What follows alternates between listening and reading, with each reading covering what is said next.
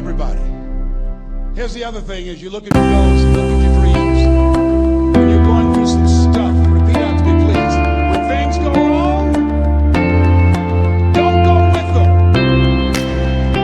Yes, write that down. When things go wrong, don't go with them. When you're working on a business deal, you're counting on some money. Someone said you would get the loan, and it falls through.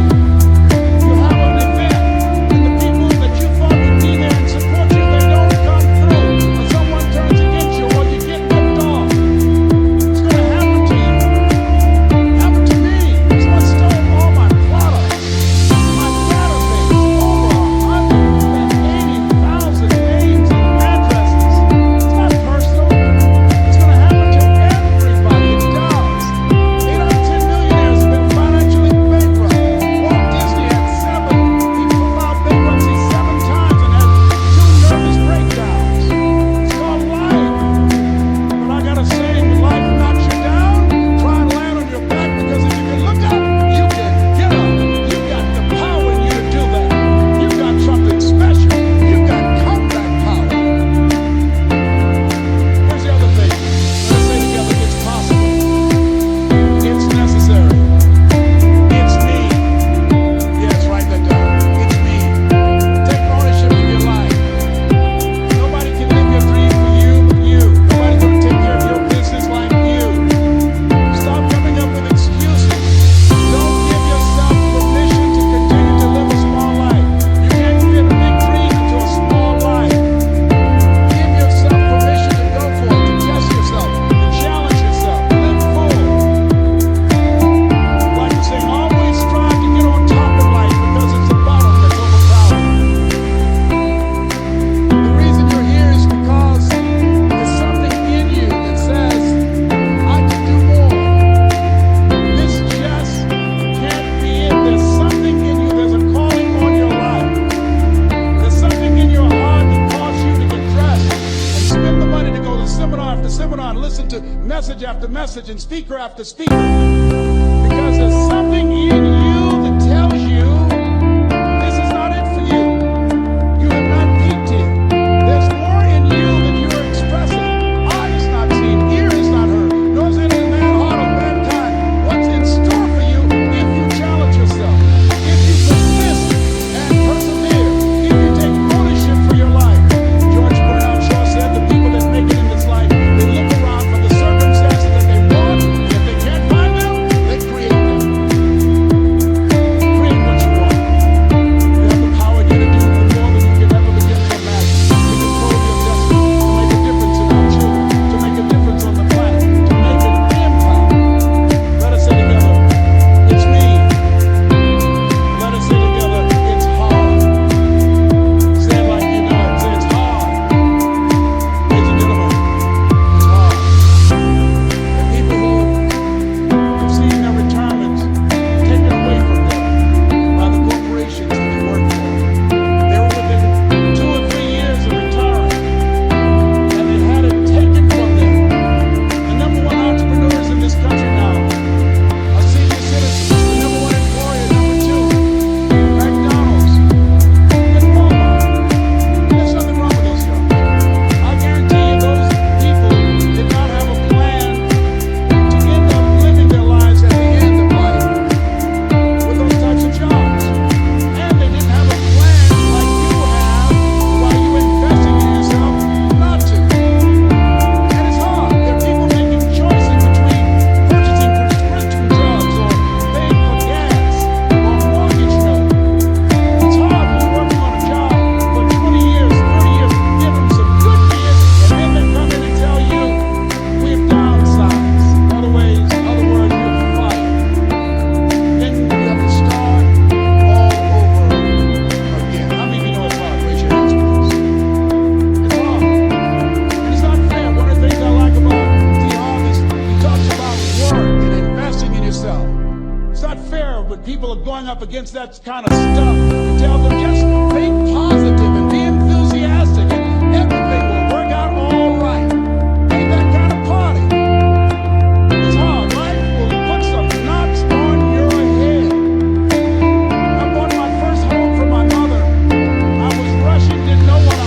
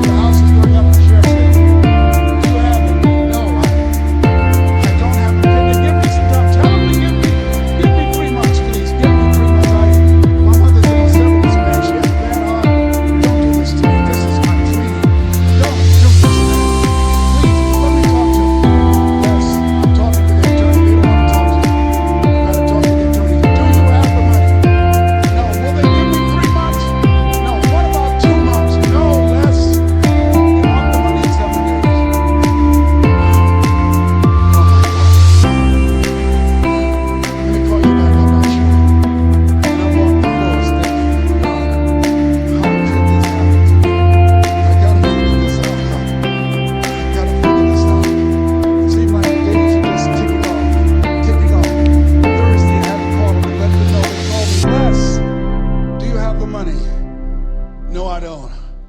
Friday, you have to leave. The sheriff will be there. You have to leave, Les. They're going to take my house. What about my down payment? You lost it, Les. You lost it. Okay. I gotta go. Yes. I pray, Lord, please. Show me that you're real. If you're really real, you think Paul worked for years. You haven't seen anything. Don't let me lose this house and watch what I do. I was trying to cut a deal. Have you ever tried to cut a deal? It's amazing how spiritual you get when you get in trouble. You know what I mean? When I was diagnosed with prostate cancer, I was going to bed with the Bible and the Holy Quran and signs of mine and Joel Goldsmith, everything I could find. I was praying to Jesus, Yahweh, Melchizedek, everybody. I was calling on everybody. It's amazing, man. And here I was, walking the floor, 3 o'clock in the morning, and I had to go and wake my mother up. I got on my knees and I said, Mama, I said, I need you to wake up. She said, what's wrong? I said, I can hear you walking back and forth. I'm not sleeping. She said, there's something I need to tell you. She said, your eyes are red. Why are your eyes red? Because I feel so stuck. Why? We gotta move tomorrow. Why, Leslie? There's a lien against the property. They want $55,000 and I don't have it. And we're gonna be set up tomorrow. She said, it's okay. I don't like this house anymore. I said, why? She said, because of my arthritic knees. It hurts my knees when I go up the steps. I said, then why did you tell me? Because you were so happy. I just said it because you were happy. I live in a shack with you, boy. I love you. It's not the house. I love you. I know more about you. So thank you, Mama. Thank you. And the next day when we were in the truck going back to Liberty City, and we pulled out 68th Terrace, the neighbors came out and said, wow, Mamie, y'all coming back? Are you back? Yes. What happened to the home your boy bought for you? Those boys you adopted. Leslie didn't do a title search. Mamie's dead. And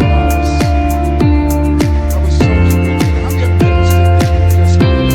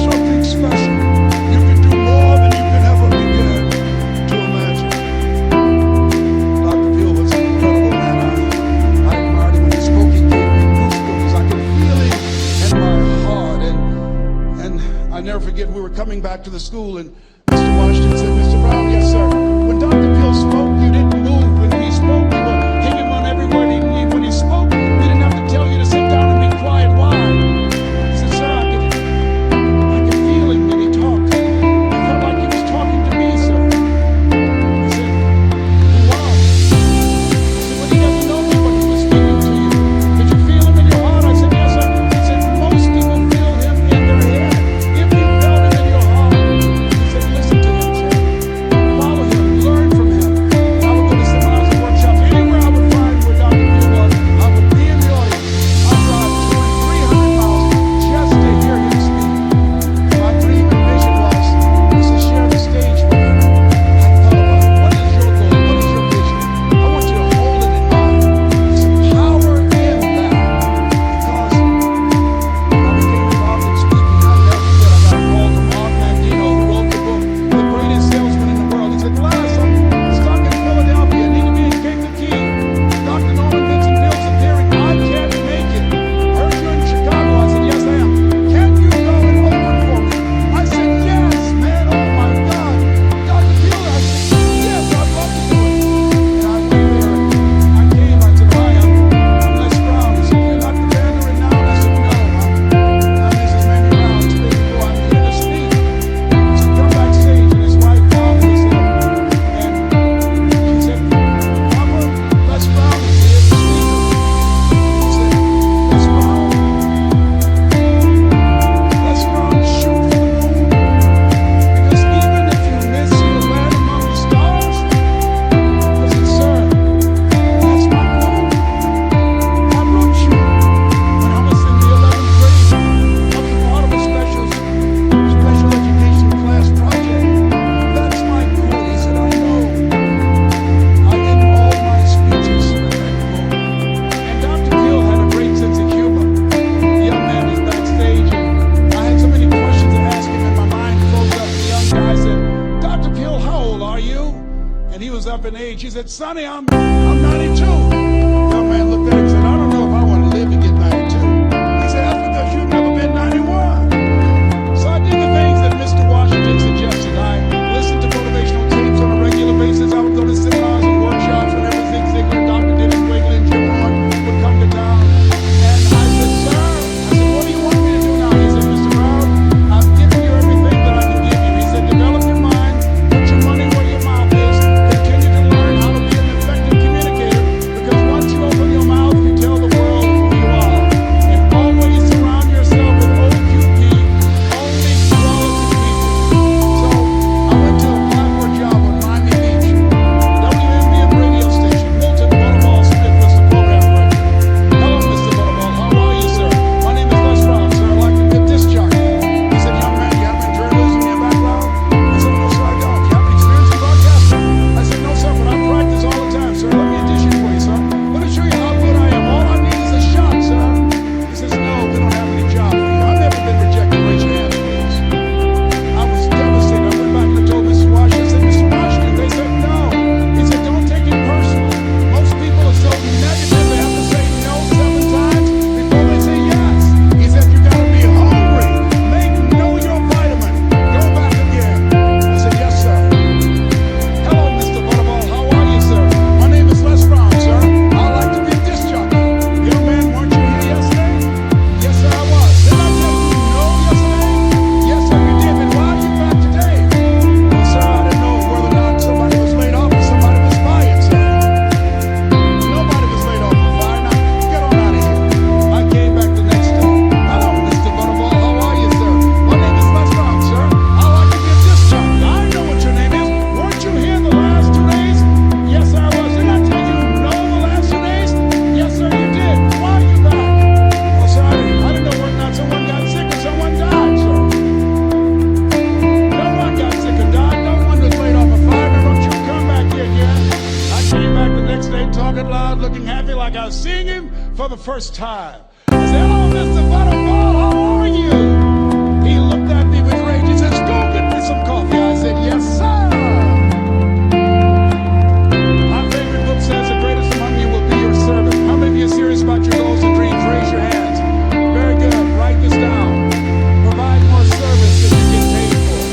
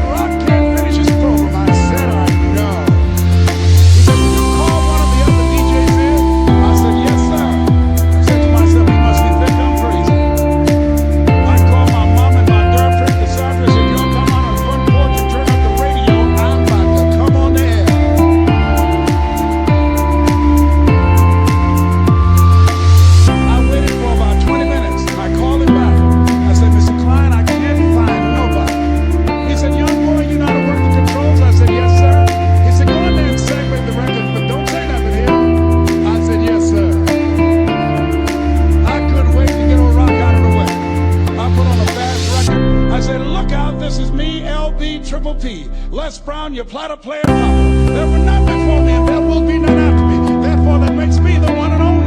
Young and single, love to make a certified, qualified, duly qualified to bring you satisfaction and a whole lot of action. Look out, baby, I'm your love man. I was hungry. I was hungry. Get old man a round of applause. I was hungry. I was hungry. You gotta be hungry. Shake someone's hand on your right and left all around you and say you gotta be hungry. You gotta be hungry. Get those dreams out of your head and step into your greatness. You gotta be hungry. Get those ideas, the talent, that gift out of your system. You gotta be hungry. Get up off the canvas of life and understand what really jolly meant, that a setback is a setup for a comeback. You gotta be hungry. People that are hungry are willing to do the things today others won't do in order to have the things tomorrow others won't have. How many of you got value out of what you heard? That's raise your hand, please. Very good. I'd like to leave this with you. I don't know what your goals are. I don't know what you want to do. Here's what I know about you. You have greatness within you. Here's what I know about you. I can help you to live full and to die empty. I can show you what I've learned. Anybody told me that I would be doing what I'm doing now? I leave here today, I go to New Orleans and speak there, that I'll be flown to Barcelona. Anybody told me, given my circumstances, born in a abandoned village in Florida, 4-section Miami, Florida, called Liberty City, and both my birth parents stood up and said, "Hello, son," I would not know either one. Being labeled educable, getting retarded, put back from the 5th grade to the 12th grade, failed again when I was in the 8th grade, no college training. Anybody told me the principles that I was teaching you, that they would have the impact that it has had on my life. This Les Brown that you see, I did not know he existed. And I tell you that you have greatness within you. You have the ability to do more than you can ever begin to imagine. Come into the wilderness. I guarantee you your life will never be the same again. I like to leave this with you. I don't know what your goals are.